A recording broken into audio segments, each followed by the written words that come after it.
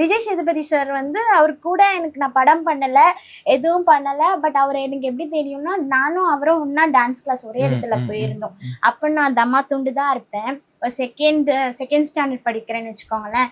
அப்போ வந்து அவர் வாய்ப்பு கேட்டு அலைஞ்சிட்டு இருந்த, இப்போ நாங்கள் எப்படி இவ்வளோ கஷ்டமான சுச்சுவேஷனில் இருக்குமோ, அப்போ அவர் அந்த மாதிரி கஷ்டமான சுச்சுவேஷன்ல வந்து டான்ஸ் கிளாஸ்க்கு வருவாங்க. இப்போ நான் அவங்கள போய் பார்க்கலான்ட்டு நீங்கள் கேட்டிங்களா, நீங்கள் போய் ஹெல்ப் கேட்டிருக்கீங்களா? ஹெல்ப் கேட்கணுன்றதுக்காக அவரை போய் பார்க்கணும்னு நினைக்கல.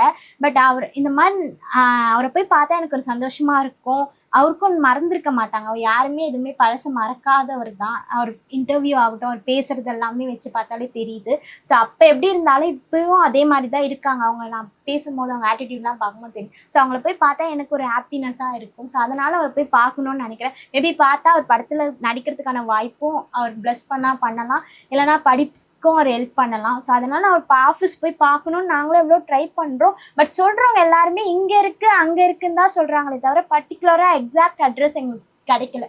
ஸோ கிடைச்சா உடனே நாங்கள் போய் அவரை பார்ப்போம்.